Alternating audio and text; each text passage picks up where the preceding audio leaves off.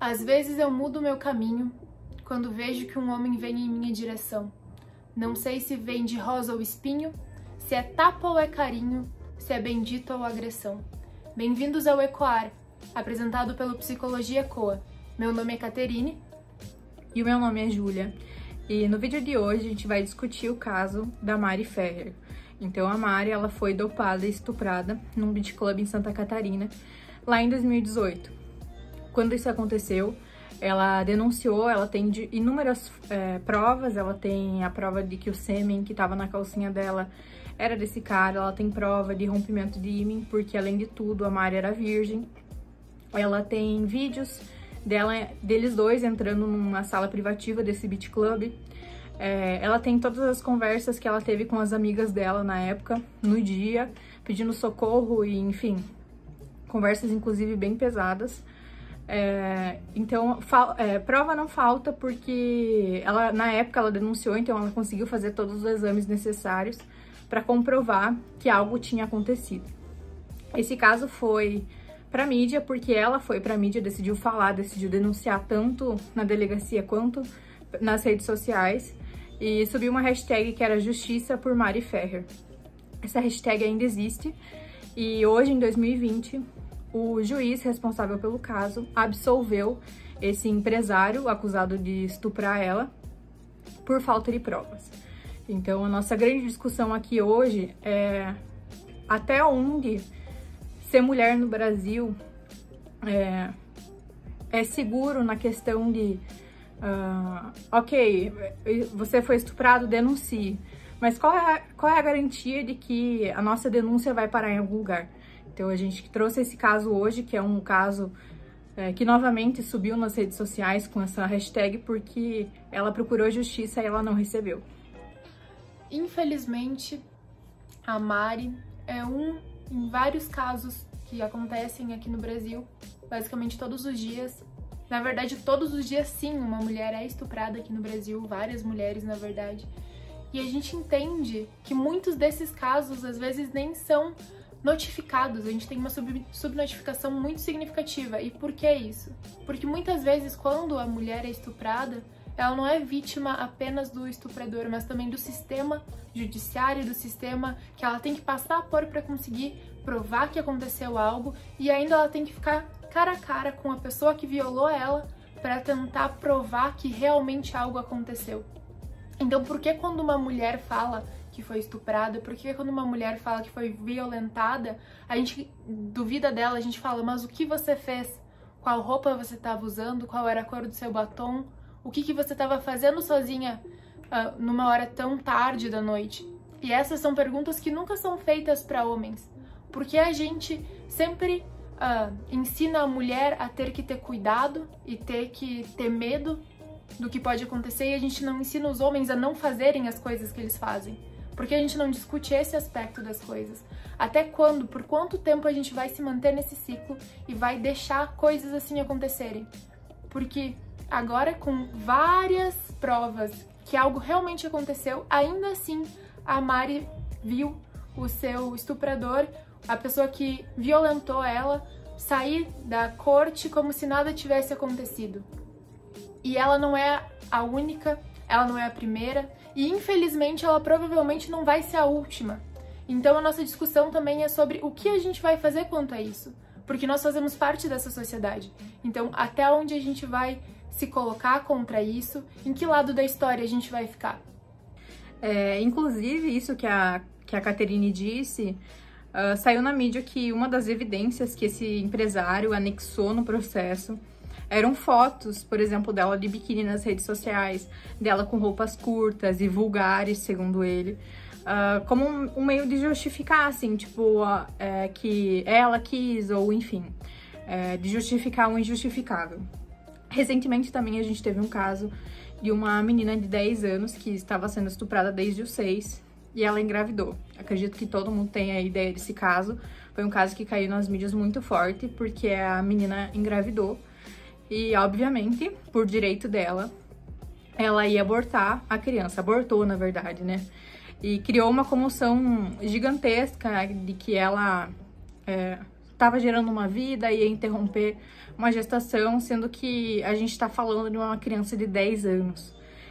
Não é uma mulher, é uma criança, uma menina de 10 anos que engravidou do seu abusador.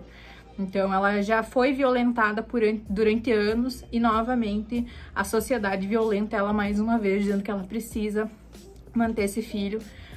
Tiveram correntes de pessoas no hospital que ela foi realizar o procedimento, chamando ela de assassina. Então, assim, coisas muito pesadas que sempre a gente se importa mais com a mulher do que com o abusador. Nesse caso, foi muito maior a comoção dela realizar o procedimento, que era direito dela por lei, era garantido por lei que ela fizesse esse procedimento, do que, por exemplo, o abusador estar foragido. Nesse caso da Mari Ferrer, pelo fato desse empresário ter anexado ao processo, claro que o que a gente sabe é tudo por rede social, mas o que dizem é que ele anexou essas fotos, já fala muito sobre como a mulher é tratada no Brasil e o porquê a gente precisa tanto ser um aliado, ser uma pessoa pró-feminismo, pelo direito das mulheres. Ser feminista não é ir contra os homens. Ser feminista é querer direitos iguais, independente do gênero. Então, por que a gente sempre foca na mulher? A gente não tá pensando em, como a Caterine disse, a gente não tá pensando em ensinar os homens a não fazer. A gente ensina a mulher a se defender, que é muito importante. Mas talvez se a gente começasse a cortar esse mal pela raiz, muita coisa ficaria mais simples. Então, a principal discussão aqui é o quão difícil é para uma mulher que foi estuprada denunciar, já é uma coisa muito difícil. Denunciar com um monte de provas e ainda essas provas serem consideradas insuficientes por uma ou outra contradição que o juiz pode ter identificado nesse caso. É muito importante também a gente entender como a gente chegou aqui. O nosso sistema, a nossa sociedade, ela é muito embasada no patriarcado. O que isso quer dizer? Que supostamente homens, eles deveriam estar no poder e eles deveriam, por serem mais capazes, gerir muitas coisas, gerir o nosso sistema. Tendo isso em mente, a gente acaba por ficar numa situação muitas vezes muito vulnerável, porque por ter homens nessa posição, que eles sempre estão como os detentores do poder, muitas vezes as mulheres elas acabam ficando muito vulneráveis à visão deturpada das situações, porque claro que temos muitos aliados que estão aqui ouvindo, se educando, entendendo a causa, vários aliados do feminismo, das causas feministas, mas ainda assim a gente sabe que uma grande maioria não entende isso, vê como se fosse uma frescura muito grande, não entende a dor, não entende o medo, não entende a insegurança, entende só às vezes para falar para a filha ou para a irmã, cuidado, não faz isso, não faz aquilo. Porque entende que sim, há perigos, mas como não são perigos que atingem necessariamente ele, a visão sobre tudo isso é muito distorcida. Então é muito importante a gente entender a necessidade da mudança desse sistema. Isso vem desde a criação de crianças pequenas até a mudança em sistemas judiciários, sistema político. A gente tem inserção de pessoas, tem inserção de mulheres que entendem essa luta, tem inserção de aliados que entendem tudo isso, porque a gente entende que sim, existem mulheres no nosso dia a dia que têm falas extremamente machistas, e isso se dá por causa de todo esse sistema.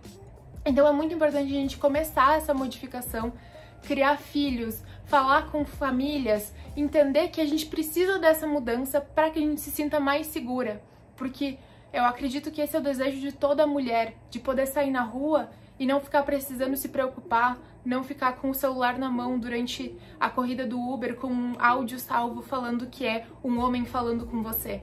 Então é muito importante que essa mudança aconteça. E se mudasse o ponto de vista? E se o falo fosse a vítima? O que o povo ia falar? Trocando assim o foco da história, tirando o homem a glória de mandar nesse lugar. Então, esse foi o vídeo de hoje.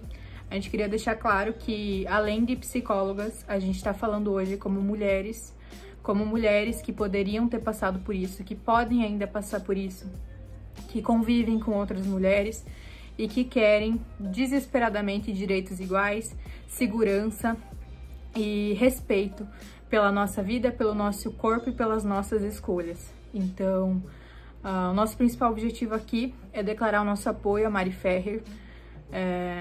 A dor que ela deve estar sentindo não é inexplicável. É óbvio que a gente sabe que é um caso em 1 milhão que cai na mídia e muitos não são nem denunciados.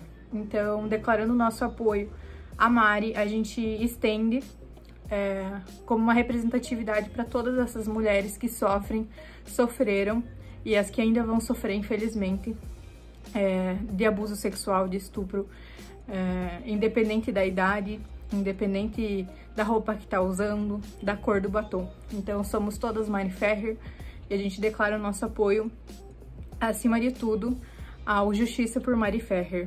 Esse foi o vídeo de hoje. Os trechos recitados são tirados de uma música que se chama Puta, da banda Mulamba. O link tá aqui na descrição, se vocês quiserem pesquisar e olhar mais a fundo o resto da letra ou conhecer a banda. A gente agradece vocês pela companhia, para você que ficou até aqui. Se possível, deixa o like pra gente, faz um comentário que pra nós é muito importante. Nos siga no Instagram. No Instagram a gente tá postando diariamente, não é semanalmente como aqui. Agora o Psicologia Ecoa também tem um site que a gente fala sobre diversos assuntos que também vai estar aqui na descrição. Então é isso, até semana que vem.